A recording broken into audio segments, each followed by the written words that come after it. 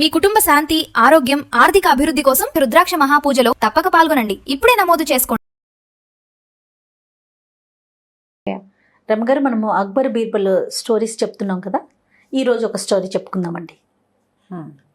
అంటే మనం అక్బర్ బీర్బల్ కథలు జీవితానికి దగ్గరగా ఉంటాయని అనుకున్నాం కదా. ఇది కూడా, ఈ కథ కూడా చాలా ఇంట్రెస్టింగ్గానే ఉంటుంది. అండ్ మన లైఫ్కి దీన్ని ఎట్లా అటాచ్ చేసుకోవాలో చూద్దాం తర్వాత కథ చెప్పేశాక. ఓసారట రాణి గారు, అక్బర్ గారి భార్యమణి బీర్బల్ని పిలిచారు. రాజావారు, ఎందుకనో నాతో సరిగా దేహపన నాతో బాగుండట్లేదు, ఒక రకమైన అంటి ముట్టంతనం ఉంది, నాకు అసలు ఒంట్లో బాగుండలేదు. ఇదివరకు కాస్త జ్వరం వస్తే చాలా హడావిడి చేసి పారావీరా డాక్టర్లను పిలిచి ఆయనే స్వయంగా దగ్గరుండి వైద్యం చేయించి హకీంలను పిలిచేవాళ్ళు అనమాట. మందు తాగటం, భోజనం చేయటం ప్రతిదీ దగ్గరుండి చూసుకునేవారు. ఇప్పుడు నాకు ఒంట్లో బాగుండలేదంటే వినిపించుకోవట్లేదు ఆయన. నీకు ఎప్పుడు ఏదో ఒకటి అన్నట్టుగా మొహం పెడుతున్నారు. అన్నారా అంటే అనలేదు. ఒక విసకట వస్తుంది ఆయనకి. ఇదివరకట్లాగా నా కోసం ఏ ప్రయత్నము చేయటం లేదు. ఏదైనా తినాలని ఉందంటే అసలు జామ పండు అనగానే బుట్టలు బుట్టలు తెప్పించేవాడు. ఇప్పుడు అదేం లేదు. ఇప్పుడు ఆ ఉద్దేశం కలగటల్లా ఆయనకి. ఒక అంటి ముట్టని తనంలో ఉంటున్నారు రాజావారు అని చెప్పింది. నాకు చాలా బాధగా ఉంది, ఈయన ఎందుకు ఇట్లా ప్రవర్తిస్తున్నాడో తెలీదు, ఈయన మనసులో ఇంకొక రాణి ప్రవేశించిందా నేను కాకుండా ఒకటి, లేదా ఆయనకి ఇంకోటి ఏదైనా రాచరికపు వ్యవహారాల్లో ఆయన ఏదైనా ఇబ్బంది పడుతున్నారా అనేది తెలియట్లేదు. దీని మీద ఒక క్లారిటీ తీసుకురమ్మని రాణివారు ఈయన అడిగారట బీర్బల్ని. అయితే ఏమైంది, సరే అయినా బీర్బల్ ఆలోచిస్తున్నాడు దాని మీద. రాణిగారు మామూలుగానే ఆవిడని బాగా చూసుకుంటారు. ఇప్పుడు ఆవిడ గర్భవతి కూడా.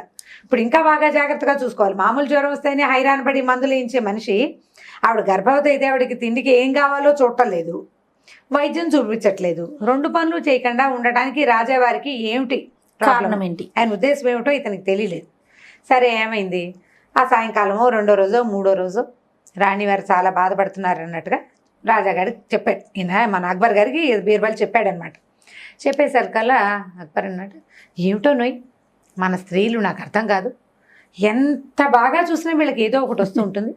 మొన్న నేను అడవికి వెళ్ళినప్పుడు చూశాను, మేము వేటకెళ్ళాం, ఆ రోజు నువ్వు రాలేదు. వెళ్తే ఒక పక్కన ఒక భిల్ల స్త్రీ గర్భవతి నిండు గర్భంతో అటు నుంచి వెళ్తోంది. ఈ లోపల మేము గుడారాలు వేసుకోవడానికి ఇంకేమీ అనువైన స్థలం లేదని మేము కొంతమంది 5-6 చెట్టు దగ్గర నుంచున్నాం. సైనికులు వెళ్తుంటే ఆ అమ్మాయి ఒక పొదలోకి వెళ్ళి ఒక అరగంట తర్వాత చేతిలో బిడ్డను సంకన ఎత్తుకుని తన దారిని తను నడుచుకుంటూ వెళ్ళిపోతోంది. అంత సులువుగా ప్రసవం అయిపోయింది ఆ అమ్మాయికి. ఇది మన రాణిగారికి ఎంత చూసినా ఎప్పుడూ ఏదో ఒక అనారోగ్యం, ఏదో ఒక బాధ.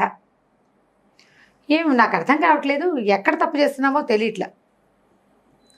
బిల్లకి శుభ్రంగా తిరుగుతోంది హాయిగా, అప్పుడే గర్భంతో నడిచి వెళ్ళింది, పిల్లని ఎత్తుకుని బయటకు వచ్చేసింది, పిల్లని ఎత్తుకుని వెళ్ళిపోయింది శుభ్రంగాను అన్నాడు. అనేసరికల్లా సరే బీర్బల్, ప్రభు మరి పాపం వాళ్ళ జీవితాలు అవి ఆటవికులు, అడవుల్లో మనకు మళ్ళీ హకీంలు వాళ్ళు ఎందుకుంటారు, అలా ఏం ఉండదు కదా, వాళ్ళ ప్రపంచం ప్రకారం వాళ్ళు పనిచేస్తారన్నాడు. ఆ మాట ఈయనకేం పెద్ద నచ్చలేదు. నువ్వేం నాతో చెప్పకు, రాణిగారి సంగతి నా దగ్గర అసలు ఎత్తకు, నాకు చాలా విసుగ్గా ఉందన్నాడు రాజావారు.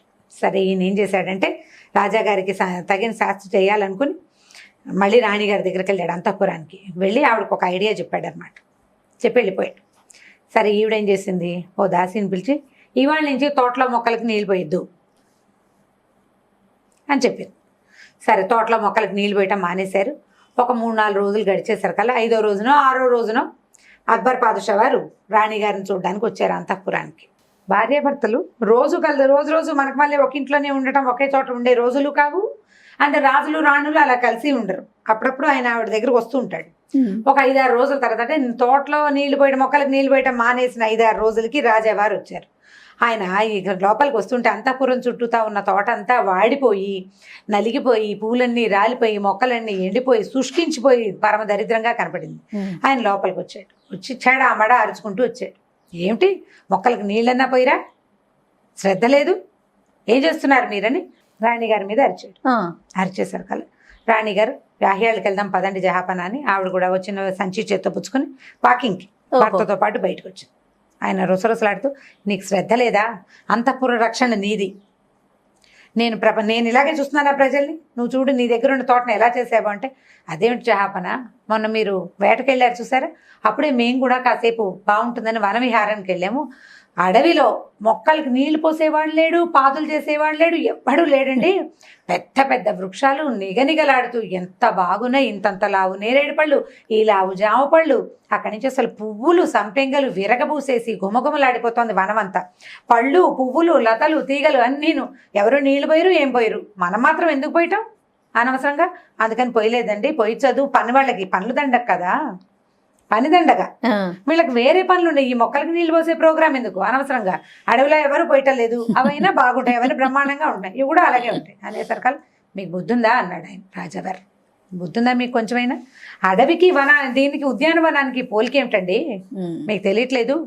అడవిని భగవంతుడు రక్షిస్తాడు వాన రూపంలో, సెలయేళ్ళు అవి ఇవి ఉంటాయి, ఆ నీటిని మొక్కలు తీసుకుంటాయి. ఉద్యానవనం మనం తయారు చేసుకునేది, మనమే కాపాడాలి. అంటే దీనికి దానికి పోలిక ఏమిటండి అన్నాడు. మరి అడవిలో తిరిగే భిల్ల స్త్రీకిను అంతఃపురంలో ఉన్న రాణికి పోలిక ఉంది కదా మహాప్రభు. అలాగే భిల్ల స్త్రీ అడవిలో తిరిగేది, దానికి అంతఃపురంలో ఉన్న మహారాణికి ఏమిటి, ఇంతకీ భారతదేశం మొత్తానికి రాణి అయిన స్త్రీకి పోలిక. ఇవి రెండు పోల్చగలిగినప్పుడు అడవిలోకి చెట్లకిను ఉద్యానవనంలో చెట్లకు కూడా పోలిక ఉండవలసిందే కదా మహాప్రభు. అనగానే అక్బర్కి వెలిగింది. అడవిలో భిల్ల స్త్రీ వేరు, అంతఃపురంలో ఉండే రాణి పరిస్థితి వేరు. ఆమెలాగా ఈమె పనులు చేయాల్సిన అవసరం లేదు. వెంటనే ఆయన సర్దుకున్నాడు. రాణిగారిని అంటే నిష్కపటంగా క్షమాపణలు అడిగాడు అనమాట. నేను ఇలా ఆలోచించినందుకు నన్ను పొరపాటు. వాళ్ళు ఉన్నట్టుగా వీళ్ళు ఉండటానికి అవకాశం లేదు, వీళ్ళు ఉన్నట్టు వాళ్ళు కూడా ఉండలేకపోతారు కదా. దాంతో ఈ సమస్య పక్కకి వెళ్ళిపోయింది. మర్నాడు బీర్బల్ని పిలిచి, నువ్వు చాలా తెలివైన ఆలోచన చెప్పావని ఇద్దరు, రాజు రాణి ఇద్దరు మెచ్చుకున్నారు. ఇప్పుడు ఈ కథని మనం సింపుల్గా మీరు పిల్లలకి చెప్పచ్చు. దీన్ని కోరిలేట్ చేసుకుందాం మన జీవితాలకి. ఇప్పుడు ఒక చిన్న కుటుంబంలో, ఒక మామూలు ఫ్యామిలీలో, అంటే తల్లిదండ్రి కష్టపడి పనిచేసే కుటుంబాల్లో ఉన్న పిల్లల పరిస్థితులు ఒక రకంగా ఉంటాయి, వాళ్ళ ఎక్స్పోజర్ ఒక రకంగా ఉంటుంది. కొద్దిగా బాగా సంపాదన పరులు ఈ ఆస్తి స్వాస్తి ఉన్న కుటుంబంలో పిల్లల ఎక్స్పోజర్ ఒక రకంగా ఉంటుంది. వీళ్ళు వాళ్ళలాగా ఉండరు, వాళ్ళు వీళ్ళలాగా ఉండరు. ఎవరి జీవన విధానం వాళ్ళు. ఇప్పుడు పోలికలు పెట్టేటప్పుడు, పోల్చేటప్పుడు మన లెవెల్ ఆఫ్ పీపుల్ తోటే పోల్చుకోవాలి. మనం అన్ని మంచివి బాగా ఏమనాలి, వెసులుబాట్లు ఇస్తూ పిల్లలకి వాళ్ళని కష్టపడి పని చేయమని అడగకూడదు. పిల్లలతో కష్టపడి పని చేయించాలంటే వెసులుబాట్లని తగ్గించాలి. ఏసీ లేకపోతే కుదరదు, ఫ్రిడ్జ్ నీళ్ళు లేకపోతే మా పిల్లడి తిండు, వేడివేడిగా అన్నము వేడివేడిగా పాలు లేకపోతే కుదరదు లాంటి ఆలోచన విధానాన్ని మార్చుకోవాలి. ఫ్రూట్ జ్యూసే, సాయంత్రం ఫ్రూట్ జ్యూస్ అయితేనే కుదురుతుంది. ఇవన్నీ ఉన్నప్పుడు మీ పిల్లాడు కష్టపడి పని చేయడానికి వాడు ఇష్టపడ్డు.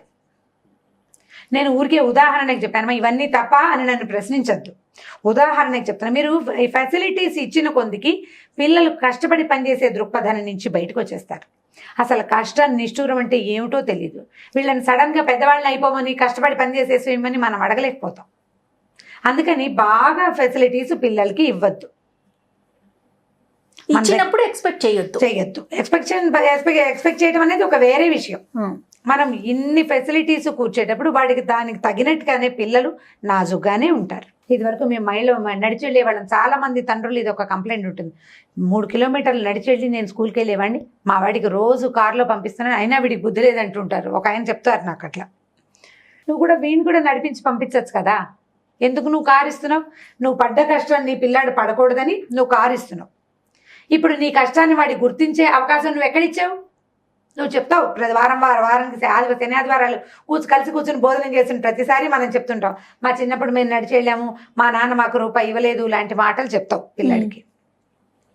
అంతే తప్ప ఆ కష్టం ఏమిటి అనేది పిల్లవాడికి రుచి కూడా చూపించవు. ఒట్టి పదాలు చెప్తే ఎలా కుదురుతుంది చెప్పు? మామిడి పండు ఎంత తీయగా ఉందో, ఎంతో బాగుంది అని చెప్తే కుదురుతుందా జయ? ముక్క కత్తిరించి నోట్లో పెడితే కదా దాని రుచి తెలిసేది కదా. కాబట్టి కష్టపు రుచిని తెలియనివ్వాలి. పిల్లలు నడిచి ఎక్కడికైనా వెళ్ళే ప్రయత్నం చేస్తే కష్టపెట్టక్కర్లేదు, బట్ ఆ రుచి తెలియాలి, అది క్లారిటీ. ఇక మన దగ్గర ఫెసిలిటీస్ ఉన్నా వాడిని మెట్లెక్కిచ్చు మేడకి అని నేను చెప్పడం లేదు. నడిపించేసి నా కారు ఉన్నా సరే కారు ఇంట్లో పెట్టి పిల్లల్ని నువ్వు రోడ్డు మీద నడువు కాదు, అవసరమైనప్పుడు నడిచేలాగా చెయ్యాలి. అవసరమైనప్పుడు నడిచేలాగా, మనకు పని ఉన్నప్పుడు ఏ పనైనా ఆలోచించకుండా చేసేలాంటి ప్రవర్తన మనం కూడా కలిగి ఇప్పుడు ఉండాలి. పిల్లలకి బస్సులో అయినా వెళ్ళాలి, కారులో అయినా వెళ్ళాలి, లేదా నడిచైనా వెళ్ళే రీతిలో వాళ్ళని అలవాటు చేయాలి అలవాటు మనం. చేయాలి, మనం ఆ రకంగా మాట్లాడాలి. అంతేగాని వీడికి నా కష్టం తెలియటం లేదంటే నువ్వు నువ్వు చెబుతుంటే తెలియదు, తెలియచేస్తేనే తెలుస్తుంది. ఇలా ఆలోచించండి. ఈ ఖచ్చితంగా. కథల్ని నుంచి ఈ రకమైన నీతిని తీసుకోండి, ఇది మంచి బాగా ఉపయోగపడుతుంది. ఒట్టి బీర్బల్ కథల్ని సరదా కథలుగా భావించద్దు. మన జీవితానికి కావాల్సిన పరమార్థం ఈ వాటిలో కథలో ఉంటుంది. ఇంకొక నీతి కూడా ఉంది రమ్మగారు. ఏంటంటే బీర్బల్ గారు ఉన్నారు కాబట్టి రాణి గారికి సరిపోయింది, లేకపోతే ఆమె కుటుంబం ఏమైపోయేది, సంసారం ఏమయ్యేది. ఏమయ్యేది? సో ఆడవాళ్ళు కొంచెం తెలివిగా ఆలోచించాలి. చూడండి, ఆయన చేసిన దానికి టిట్ ఫర్ టాట్ అన్నట్టు కరెక్ట్ గా చేసి చూపించారు కదా. అదే. ఆ తెలివి మీరు గతంలో కూడా చాలా సార్లు చెప్పారు, తెలివిగా ఉండండి అమ్మా, తెలివిగా ఉండండి అని. నాకు మీరు చెప్పినప్పుడు అది కూడా తెలివి అర్థమైంది. ఇందులో తెలివే అర్థమైంది ముందు నాకు. తెలివిగా ఉండాల్సిందే కదా. Right. అవతల తప్పదు వాళ్ళు కదా రమ్మగారు. అవతల వాళ్ళు ఒకటి చేస్తే దానికి తగినగా ప్రతిక్రియ చేయటం మనకి చేత కావాలి. తెలివిగా. తెలివిగా అది రైట్ అండి. థ్యాంక్ యూ రమ్మగారు. ఓకే చేయాలి.